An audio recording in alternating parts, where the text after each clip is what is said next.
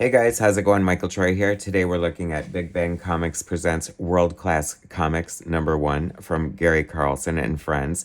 Check out this amazing cover from Glenn Whitmore. Cannot wait to share it with you guys. Subscribe to my channel if you haven't already. Hit that like button and let's get right into it.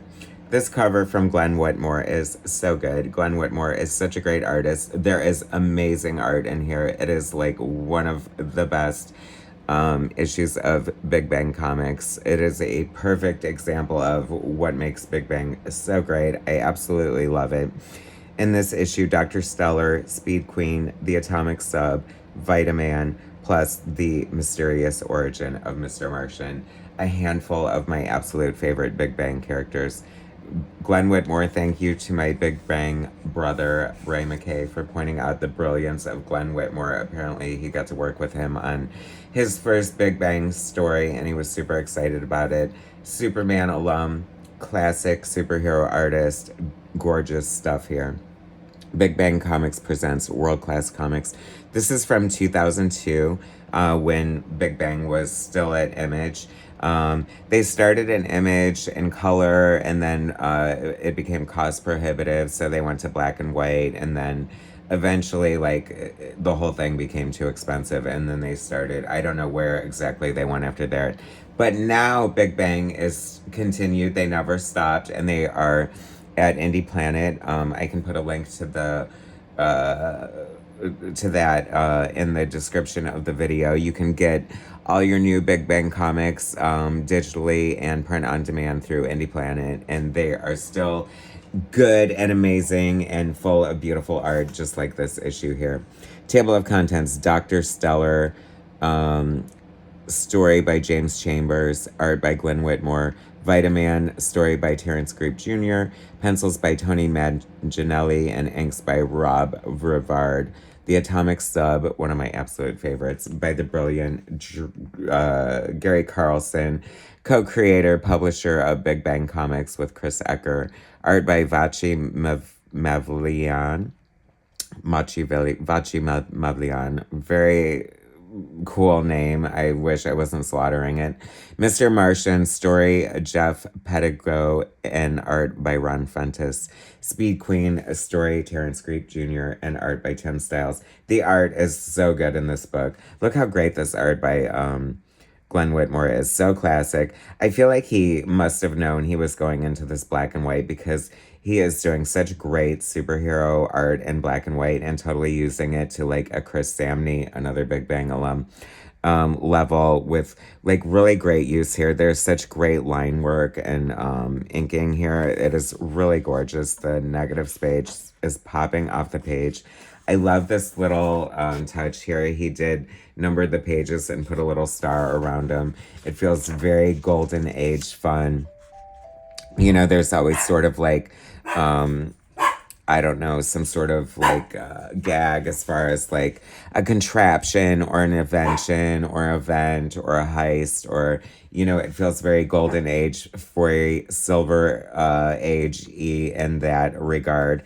And that is very consistent with Big Bang. They always homage or pay tribute to the silver and golden age comics that Gary Carlson and Chris Ecker loved and grew up on. What a beautiful panel here. I'm telling you, the art is just so beautiful here. Then we have this like illusionist, magician character, villain introduced, who like, he makes a rope look like a snake, and it's just like so silly and contrived and just like so charming at the same time. This artist is really nice and very like open and beautiful, almost kind of like what Paul Smith was doing on the X-Men. I see a little bit of like Chris Sprouse, remember, from Supreme. Just like really beautiful stuff, like Gaijin Studios level kind of stuff here, and really proficient in like the different textures and techniquing in the ink. I love it. This panel really stood out to me as far as the layout. I mean, it is just so good. The art on here just is amazing. Like, this panel, gorgeous. Like, these are really like classically trained artists who have mega level talent. It's funny because, you know, throughout Big Bang's publication history, it's this amazing mix of like truly like, you know, classic veteran legends like Kurt Swan. I can't even think of, but I know that they've, like, I feel like Dave Cockrum maybe has also worked with Big Bang, and then mixed with like new up and coming talent. They launched like Rob Liefeld and Eric Larson famously, Angel Medina, Butch Weiss. So many great artists have worked with Big Bang. Love this costume on Dr. Stellar here, kind of like Star Spangled Kid in a way. And just like a fun, great, charming story. I love anthologies. These stories are like 7 pages each, and they're like kind of perfect. They give you a fun little story, a glimpse of what the series might be like, of these characters. I love Vitaman. When I do a sequel to my Big Bang anthology, I am definitely including Vitaman. I love this character, kind of like Our Man in a way, who takes a pill to get his strength. He takes 3 different pills, but there's a different pill for a different ability, and he can't take them all at once or his heart will explode like it did to this evil predecessor. This art is gorgeous. A story by Terrence Creep Jr., interesting, who has kind of a history with Big Bang, and also interesting to note that he wrote Scooby-Doo for DC Comics for quite some time. I've known him for a long while. And another interesting note is that in the world of wrestling, he goes under the name of Spider Baby and has like this crazy kind of wacky, outlandish wrestling career. Totally worth looking into. Not for the faint of heart. Anyway, the art on here, pencils Tony Manganiello, inks by Rob Brevard. So beautiful, so elegant, so like science fiction-y, and like Kurt Swan, Silver Age gorgeousness. It is beautiful and stunning. Like, really stopped me in my tracks how gorgeous this is. I love the fun pace of the story. Terrence's writing, he's definitely leaning into like a lot of the alliteration, with a whip snappy dialogue, and very almost campy in a lot of ways, and kind of a fun aesthetic to the story. I mean, these are just gorgeous pages here. I love the art on this so much. It's so fun. It's kind of like a silly, power and story in a way, but he just looks so great and classic. I love it. The art is just like really gorgeous. Atomic Sub, one of my absolute favorite characters. I did a great pinup of Atomic Sub in my Big Bang anthology. I totally want to do an Atomic Sub story with Gary Carlson. Gary Carlson just like really shines when he writes Atomic Sub, and this is another great Atomic Sub story for some reason. The art is so beautiful. I think it's by that artist that I mispronounced the name, Vachi Mavlian.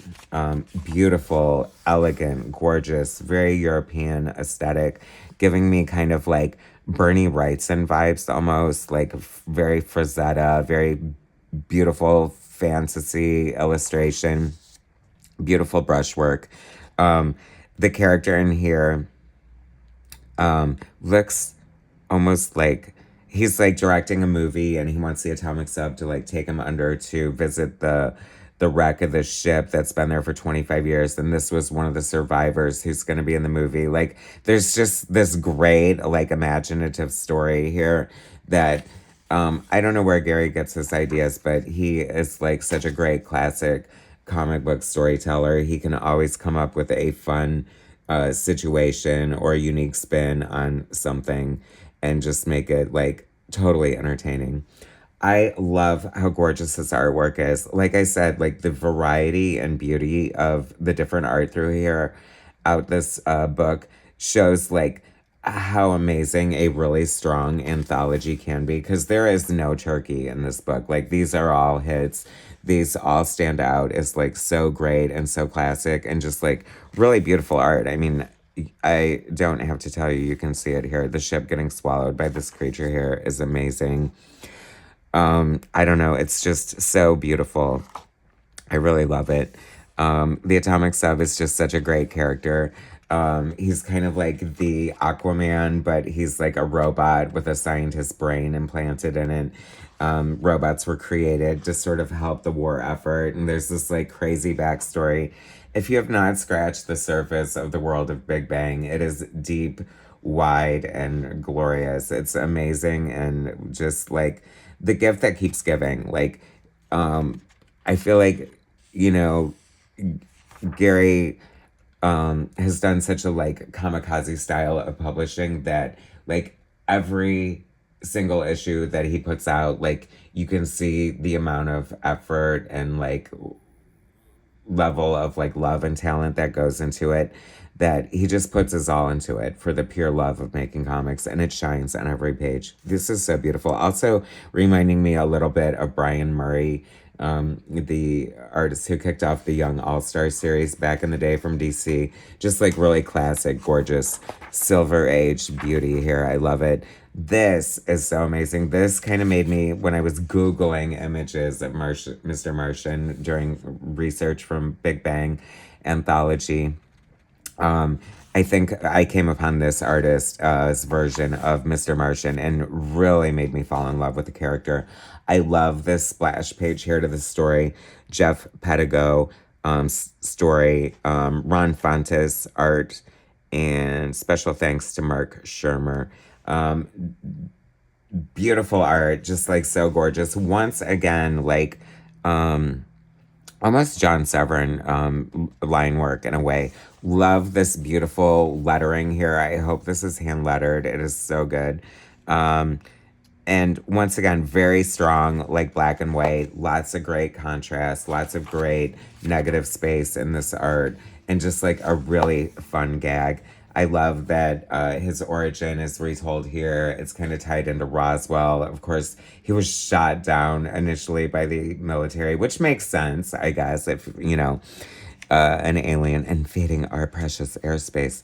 And then he eventually like surrenders and makes a deal with the military to work together, of course. And I love this scientist here. His name is Professor Lazar, an obvious tip of the hat to famous Area 52 whistleblower Bob Lazar, and I thought that was such a great, nice touch. Like I said, I love the art. Very fun, science fiction-y. I feel like this scientist has to be a tribute to Gary Carlson.